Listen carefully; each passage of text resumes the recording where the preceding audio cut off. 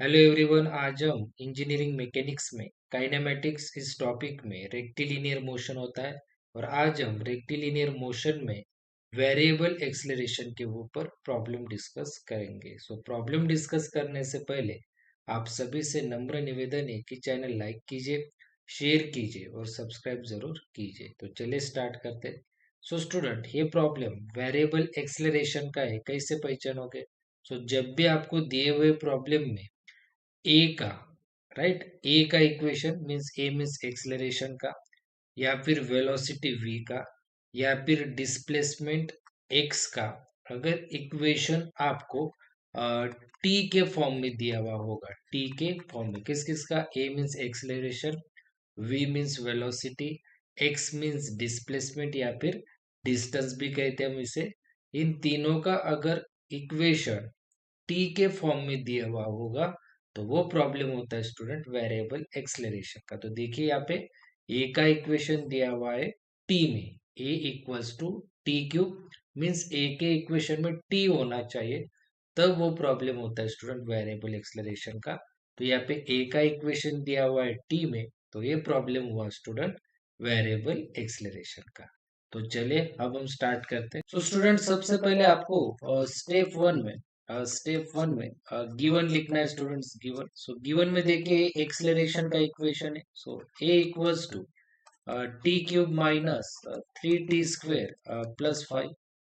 Then आपको given condition से velocity दिया हुआ है आपको 6.25 मीटर पर सेकंड और टी दिया हुआ है आपको 1 सेकंड। सो कंडीशन यहाँ पे मैं लिखूंगा कंडीशंस।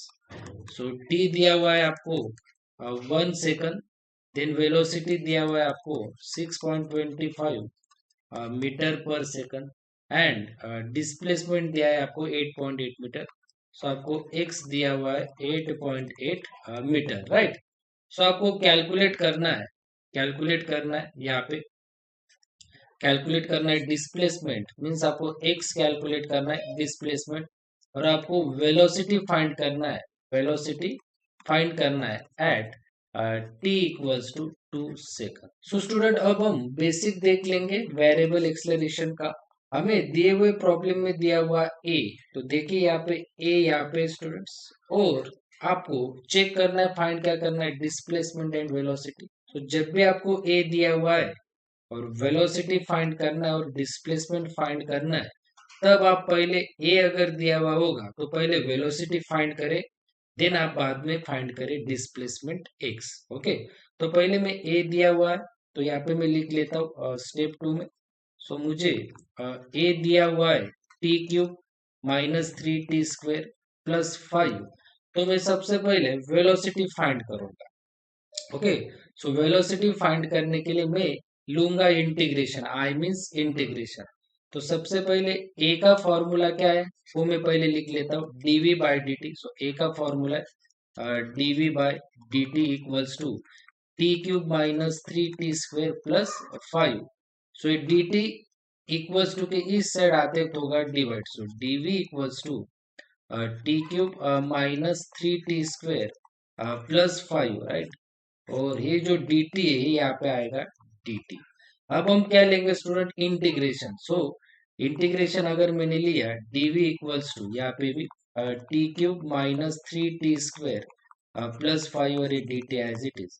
सो इंटीग्रेशन और d क्या हो गए स्टूडेंट, कैंसिल। इंटीग्रेशन और d मीन्स डेरिवेटिव, दोनों कैंसिल हो गए। v equals to T cube का इंटीग्रेशन, टी क्यूब का इंटीग्रेशन होता है 3 की पावर 1 से बढ़ाइए आप, 3 की पावर 1 से बढ़ाइए तो क्या होगा, 3 की पावर 1 से बढ़ाइए तो 4 होगा, और वही पावर आप अपॉन पे लीजिए माइनस 3। टी की पावर 2 है, अब 2 की पावर 1 से बढ़ाइए क्या होगा, 3/3।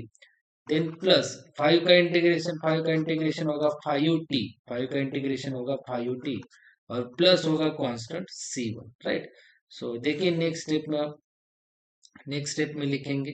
देखिए, सो यहाँ पे आपको 3 और 3 क्या हो जाएगा स्टूडेंट, कैंसिल। तो v क्या मिलेगा आपको, t⁴/4 minus t⁻³ plus 5t plus c1, right. अब हम स्टूडेंट इसे मैं इक्वेशन 1 कहूंगा। अब हम वेलोसिटी से क्या फाइंड कर सकते हैं, एक्स फाइंड कर सकते हैं क्या लेके, इंटीग्रेशन लेके। तो पहले मैं फॉर्मूला लिखूंगा वी का फॉर्मूला क्या है, v equals to D X by D T equals to, ये जो है वो लिखूंगा मैं T raise to 4/4 minus T cube plus 5t plus c1, right. So ये dt इक्वल्स टू की साइड आएगा dx equals to T raise to 4/4 minus T raise to 3 plus 5t plus c1, और ये dt यहाँ पे आएगा dt, right. सो मैं अब इंटीग्रेशन लूंगा dx इक्वल्स टू यहाँ पे t raise to 4/4 minus T cube plus 5t and plus c1, और ये ब्रैकेट कंप्लीट यहाँ पे dt। सो इंटीग्रेशन और डी क्या होता है, डेरिवेटिव दोनों क्या हो गए कैंसिल, इंटीग्रेशन और डी कैंसिल। सो देखिए यहाँ पे टी रेस टू 4 अपॉन पे 4 as it is, t raise to 4 का इंटीग्रेशन 4 की पावर आप 1 से बढ़ाइए क्या होगा 5, और वही पावर आप दीजिए अपॉन पे 5 माइनस टी रेस टू 3 का इंटीग्रेशन 3 की पावर 1 से बढ़ाइए क्या होगा 4, और वही पावर आप अपॉन पे दीजिए 4, देन प्लस 5 टी का इंटीग्रेशन होता है टी स्क्वायर अपॉन 2, क्योंकि टी को पावर क्या होते हैं 1, और 1 की पावर आप 1 से बढ़ाई तो हो जाएगी 2, और वही अपॉन पे 2। देन C1 का इंटीग्रेशन होगा C1t, क्योंकि C1 कांस्टेंट है तो कांस्टेंट वैसे ही रहने दीजिए और उसे इंटू करिए t, और आप इस इंटीग्रेशन के लिए आपको लेना होगा कांस्टेंट C2, क्या लेना होगा आपको कांस्टेंट C2 स्टूडेंट। तो ये हो गया आपका इक्वेशन 2। अब नेक्स्ट स्टेप में देखिए स्टूडेंट, नेक्स्ट स्टेप में अब आपको कंडीशन दी हुई है देखिए यहाँ पे। अब पहली condition t equals to 1 second, v equals to 6.25 meter पर सेकंड, एंड देन x दिया हुआ है आपको 8.8 मीटर। तो सबसे पहले मैं v का इक्वेशन लेता हूँ, v का जो भी है v का इक्वेशन जो 1 है, इक्वेशन 1 में जो भी है देखिए v equals to T raise to 4/4 minus T cube plus 5t plus c1, right. Equation अब मैं v की वैल्यू पुट कर देता हूँ, v की वैल्यू 6.25, t की value 1 raise to 4/4, then minus 1 raise to 3, then plus 5, और यहाँ पे 1 प्लस c1। सो ये इक्वल्स टू की इस साइड आते हुए 6.21, ये वैल्यू इक्वल्स टू की इस साइड आते हुए तो minus 1 raise to 4/4, minus equals to की इस साइड आते हुए तो प्लस 1 रेस टू 3, ये भी प्लस इक्वल्स टू की इस साइड आते तो minus, and then equals to यहाँ पे C1 एज इट इज। ये अगर आपने पूरा का पूरा कैलसी पे पुट किया तो आपको मिलेगा 2 C1, सो C1 की वैल्यू मिली आपको 2। अब मैं लूंगा स्टूडेंट इक्वेशन जो 2 है वो, सो इक्वेशन 2 में देखिए x इक्वल्स टू क्या है यहाँ पे t raise to 5 upon 4 into 5 कितना होगा 20 minus T raise to 4/4, then plus 5t square upon 2, then plus C1 क्या है स्टूडेंट यहाँ पे अब 2 है, देखिए C1 की वैल्यू 2, सो मैं यहाँ पे पुट करूंगा 2t यानी प्लस C2। सो x की वैल्यू कितनी 8.8, सो मैं यहाँ पे पुट करूंगा 8.8, t की वैल्यू कितनी 1, so 1 raise to 5/20 minus 1 raise to 4/4, जा t है वहां 1 plus 2 into 1 plus C2, right. So यहाँ पे मैं फाइनली यहाँ पे लिख देता हूँ, देखिए यहाँ पे so 8.8 as it is, 8.8 as it is. So equals to के इस साइड ये वैल्यू यहाँ पे प्लस है, इस साइड आते तो होगी माइनस, सो देखिए यहाँ पे माइनस 1 रेस टू 5/20, देन ये माइनस की इक्वल्स टू के इस साइड आते तो होगा प्लस 1 रेस टू 4/4, देन ये प्लस इक्वल्स टू के इस साइड आते तो होगा minus 5 into 1 raise to 2/2, then a plus equals to के इस साइड आते तो होगा माइनस 2, क्या है वहां पे 2 इंटू 1, और इक्वल्स टू C2 रहेगा। सो ये अगर आपने कैलसी पे पुट किया स्टूडेंट तो आपको C2 मिलेगा, C2 की वैल्यू अगर पूरा का पूरा आपने कैलसी पे किया ये माइनस है, राइट, माइनस 2 इंटू 1, सो C2 का आंसर आएगा स्टूडेंट 4.5।